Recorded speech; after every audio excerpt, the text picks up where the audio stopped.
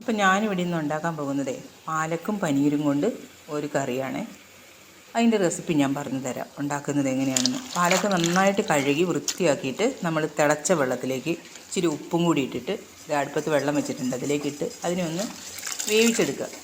ഒരുവിധം നന്നായിട്ട് വേവിച്ചെടുക്കുക. ഒരുപാടങ്ങ് വെന്ത് പോകണ്ട കേട്ടോ. ഒന്ന് രണ്ട് തിളയ്ക്കുമ്പോഴത്തേക്കും തന്നെ പാലക്ക് വേവും, കാരണം പാലക്കിന് വലിയ വേവില്ലാത്ത സാധനമാണ്.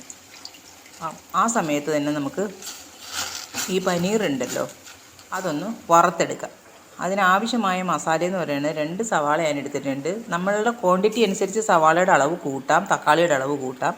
തക്കാളി ഒന്ന് തിളപ്പിച്ചിട്ട് അതൊന്ന് തൊലി കളഞ്ഞ് വെച്ചേക്കണതാണ്. പച്ചമുളക് എരിവിനനുസരിച്ച് ചേർക്കാം. ഞാൻ 3 പച്ചമുളക് എടുത്തിട്ടുണ്ട്, പക്ഷേ 2 ഞാൻ ചേർത്തുള്ളൂ. ഈ സവാള ഒന്ന് അരച്ചെടുക്കണം. നല്ലോണം പേസ്റ്റ് പോലെ അരയണ്ട, ഒന്ന് അരച്ചെടുക്കുക. പാലക്ക് പനീർ ആ നേരത്ത് നമുക്കൊന്ന് വറുത്തെടുക്കാം. പാലക്ക് നന്നായിട്ട് വെന്തിട്ടുണ്ട്. അതിൻ്റെ വെള്ളം കളയണ്ട കേട്ടോ. ആ വെള്ളത്തിന് നമുക്ക് ആവശ്യം വരും. കുറച്ച് വെള്ളം ഒഴിച്ച് അതൊന്ന് അരച്ചെടുക്കാം. ഇത് നന്നായിട്ട് മൂത്തിട്ടുണ്ട്. നമുക്കിനി ഇതൊന്ന് കോരി വയ്ക്കാം.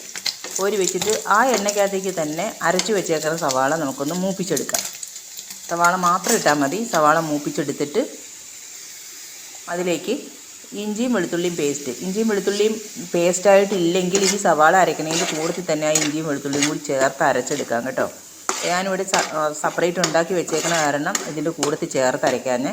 അപ്പോൾ ഇതൊന്ന് മൂത്ത് വരട്ടെ. ഇച്ചിരി സമയം പിടിക്കും അത് മൂക്കാനായിട്ട്. അതിലേക്ക് നമുക്ക് വെളുത്തുള്ളി ഇഞ്ചിയും പേസ്റ്റും കൂടി, ഇപ്പോൾ അതൊന്ന് നന്നായിട്ട് മൂത്തിട്ടുണ്ട്, അതിലേക്ക് നമുക്ക് വെളുത്തുള്ളി ഇഞ്ചി പേസ്റ്റും കൂടി ഒന്ന് ഇട്ട് കൊടുക്കാം. 1 സ്പൂണേ ഞാൻ ഇടുന്നുള്ളൂ, കാരണം എത്രയാണോ ക്വാണ്ടിറ്റി അതനുസരിച്ച് നമുക്കിടാം. ഇതിപ്പോൾ കുറച്ച് കൂടുതൽ ഉണ്ടാക്കണമെന്നുണ്ടെങ്കിൽ നമുക്കൊരു 1.5 സ്പൂണൊക്കെ ഇട്ട് കൊടുക്കാം. വെളുത്തുള്ളി ഇഞ്ചി 2 പച്ചമുളകും കീറിയിട്ട് കൊടുത്തു. ഇനി നമുക്ക് അതിനകത്തേക്ക് ആവശ്യമായ പൊടികൾ ഇട്ട് കൊടുക്കാം. അപ്പോൾ ആ നേരത്തെ ഞാൻ ഈ തക്കാളിയുടെ പ്യൂരി ഉണ്ടാക്കി വെച്ചിട്ടുണ്ട്. തക്കാളി ഒന്ന് അരച്ച് അതൊന്ന് അതിൻ്റെ തൊലി കളഞ്ഞിട്ട് തിളച്ച വെള്ളത്തിയിട്ട് അതിൻ്റെ തൊലി കളഞ്ഞതാണ്. എന്നിട്ട് അതൊന്ന് അരച്ചെടുത്ത്, അത് പുളി കൂടുതൽ ഇഷ്ടമുണ്ടെങ്കിൽ 2-3 തക്കാളി ചേർക്കാം. ഇവിടെ പുളി അധികം ഇഷ്ടമില്ലാത്ത കാരണമാണ് ഞാൻ 1 തക്കാളി ചേർത്തത്. ഇനി അതിലേക്ക് ആവശ്യമായ പൊടികളെന്ന് പറഞ്ഞാൽ മഞ്ഞൾപ്പൊടി ഇട്ട് കൊടുത്തു. മല്ലിപ്പൊടി വേണം. മല്ലിപ്പൊടിയൊക്കെ അളവ് കൂട്ടാം കേട്ടോ. ക്വാണ്ടിറ്റി അനുസരിച്ച് അളവ് കൂട്ടാം. ഞാനിപ്പോൾ കുറച്ചുള്ളത് കാരണം കുറച്ചേ എടുത്തിട്ടുള്ളൂ, 1 സ്പൂണേ എടുത്തിട്ടുള്ളൂ. അതൊന്ന് മൂത്ത് വന്ന് കഴിയുമ്പോൾ മല്ലിപ്പൊടിയും മഞ്ഞൾപ്പൊടിയും ഒന്ന് മെല്ലെ ഒന്ന് മൂത്ത് കഴിയുമ്പോൾ നമുക്ക് അതിലേക്ക് മുളക് പൊടി ഇട്ട് കൊടുക്കാം. കാശ്മീരി മുളക് പൊടിയാണ് ചേർക്കുന്നത്. പിന്നെ ഗരം മസാല ഇട്ട് കൊടുത്തു. അത് കഴിഞ്ഞ് നമ്മൾ കുരുമുളക് പൊടിയും കൂടി ഇട്ട് കൊടുക്കും. അതും ഒന്ന് മെല്ലെ മൂത്തെടുത്തതിന് ശേഷം എണ്ണ വേണമെങ്കിൽ കുറച്ചും കൂടി ഒഴിക്കാൻ കേട്ടോ. എണ്ണ കുറച്ച് മതി, അതുകൊണ്ടാണ് ഞാൻ അങ്ങനെ എടുത്തത്. ഇപ്പോൾ ഇതാ കുരുമുളക് പൊടിയും കൂടി ഇട്ട് കൊടുത്തു.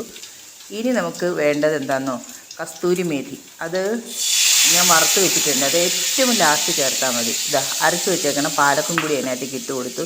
ഇനി അതിൽ നിന്ന് ബാലൻസ് വന്ന വെള്ളം ഉണ്ടല്ലോ, ആ വെള്ളം നമുക്ക് ഇതിനകത്തേക്ക് കുറച്ചും കൂടി ചേർത്ത് കൊടുക്കാം. ഇപ്പോൾ ഞാൻ കസ്തൂരി മേഥി ഞാൻ വറുത്ത് വെച്ചേക്കുന്നതാണ്, അതും കൂടി ചേർത്ത് കൊടുത്തു. ആവശ്യത്തിനുള്ള വെള്ളവും ചേർത്ത് കൊടുത്ത് പനീറും കൂടി ഇട്ടു. വറുത്ത് വെച്ചിരുന്ന പനീറും കൂടി ഇട്ട് കറി റെഡിയായി. ഇനി ഉപ്പ് പാകാണോ എന്ന് മാത്രം നോക്കിയാൽ മതി. ഉപ്പൊക്കെ പാകമാണ്. അപ്പോൾ നമ്മളൊരു സെർവിങ് ബൗളിലേക്ക് മാറ്റി